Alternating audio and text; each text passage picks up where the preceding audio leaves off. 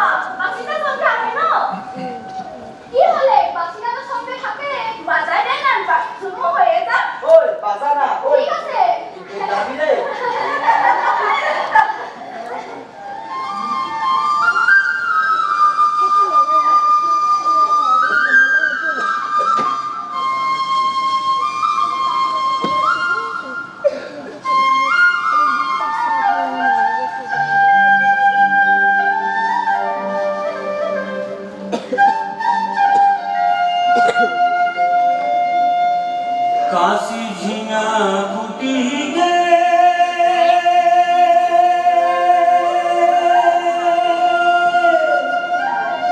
ओगो आशा मोर लगी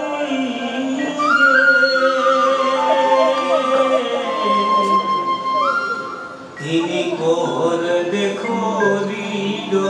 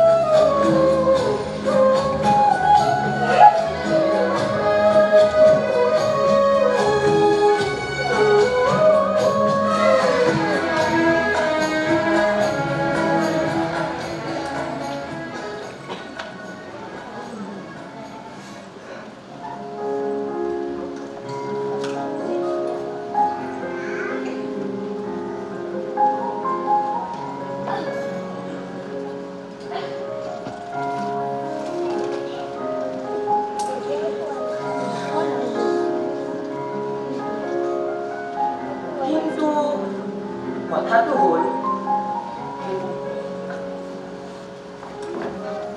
মাংৰিৰ হাজবেণ্ড চাহাবৰ ট্ৰেন্সফাৰ তেখেতে নিজৰ দেশলৈ গুচি যায় আৰু মাংৰি ইয়াতে থাকি যায় তাৰপিছত তেখেতৰ আকৌ দুবাৰ বিয়া হ'ল প্ৰতিবাৰে একে অৱস্থা মানে আকৌ এবাৰ চাহাবৰ লগতে বিয়া হ'ল হয় কিন্তু তৃতীয়বাৰ বিচ্ছেদৰ পিছত মাংৰি একেবাৰে ভাগি পৰে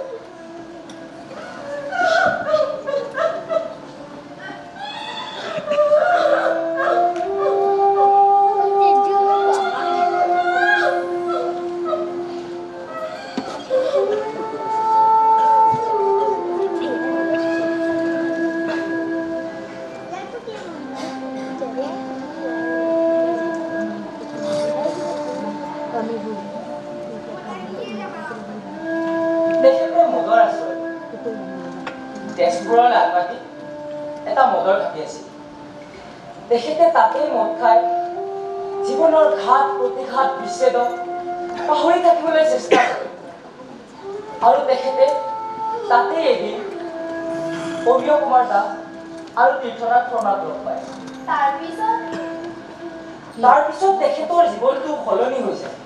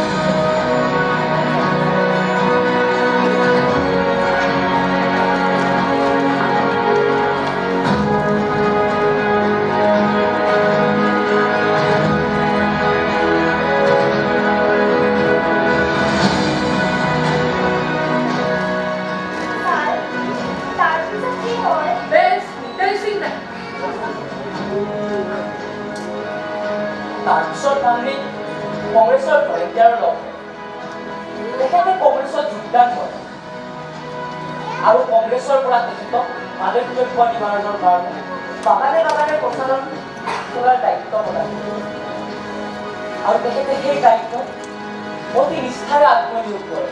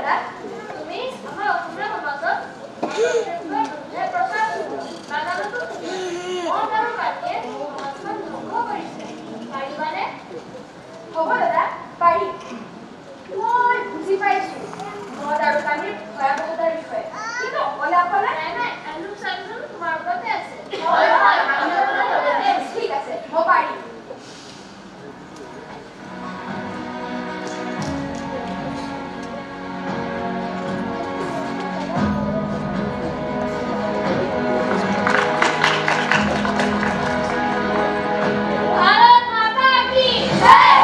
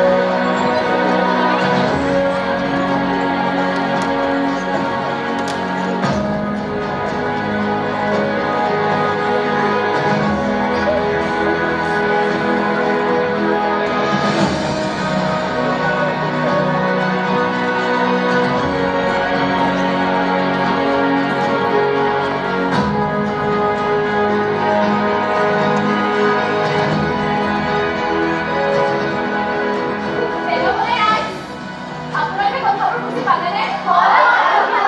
আজি পৰা খানা খাবনে? নাখাওঁ।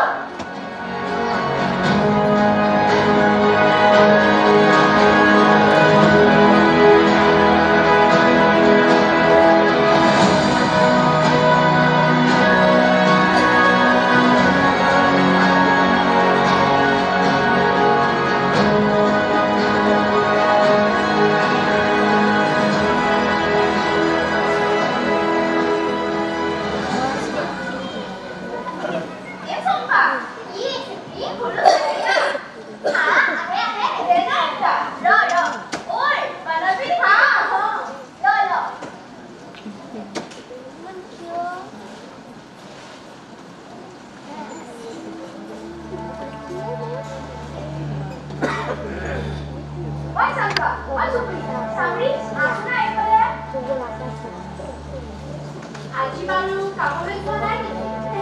নাই নাই, আজি কামলৈ যোৱা নাই। আমাৰ দাইলত আজি পূজা আছে। পূজা আছে, ঠিকে আছে। কিন্তু তোমালোকে কি কৰি আছা? আমি জানো।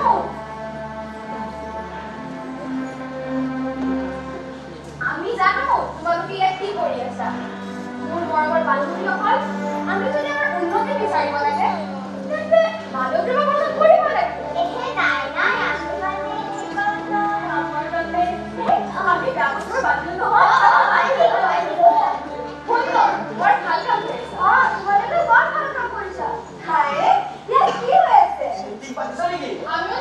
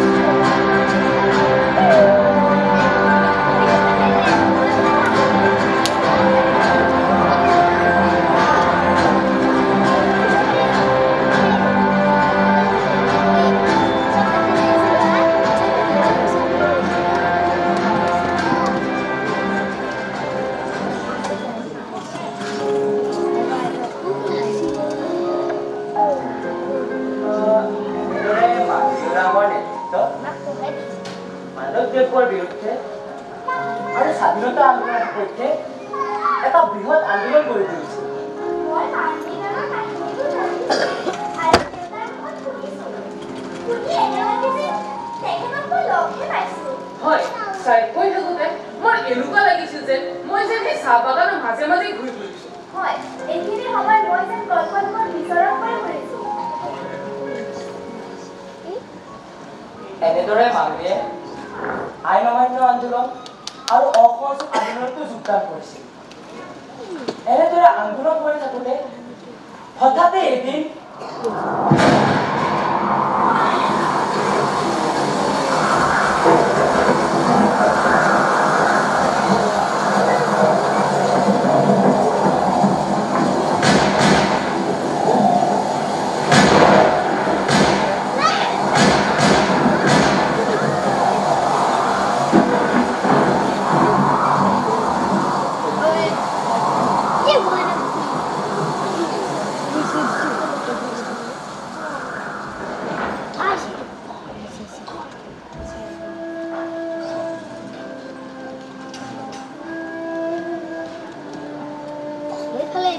ইংৰাজ চৰকাৰৰ মানুহে মালুৰীৰ সংগ্ৰামত ত্ৰাহি অনুভৱ দেখি তাইক গুলীয়াই হত্যা কৰে। আৰু সেই আধৰুৱা যাত্ৰা সম্পূৰ্ণ কৰাৰ দায়িত্ব আমাক দি গ'ল। সিহঁতে মামীক মাৰি পেলালে। কিন্তু মৰমে চক নাপায় এই থৈ যোৱা সৰহখিনি আমাৰ চাৰিওফালে একাষে বতাহে বিয়পি থাকিল। তেখেত অমৰ হৈ থাকিল। মোৰ ভাল লাগিব সেইদিনা যিদিনা মামী ওৰাং বা মালতী মেমে ৰজাঘৰ প্ৰজাঘৰ দুই পক্ষৰে পৰা প্ৰচাৰ পাব। মোৰ মনত এটা বৰ আশা আছে। ভাৰতবৰ্ষৰ স্বাধীনতা আন্দোলনৰ প্ৰথম অসমীয়া মহিলা শ্বহীদ হিচাপে তেখেতৰ এটা আবক্ষ মূৰ্তি তেজপুৰৰ কোনো এখন মুখ্য ঠাইত স্থাপন কৰা হয়। মই সেয়া কেতিয়াবা কল্পনাতেই দেখোঁ।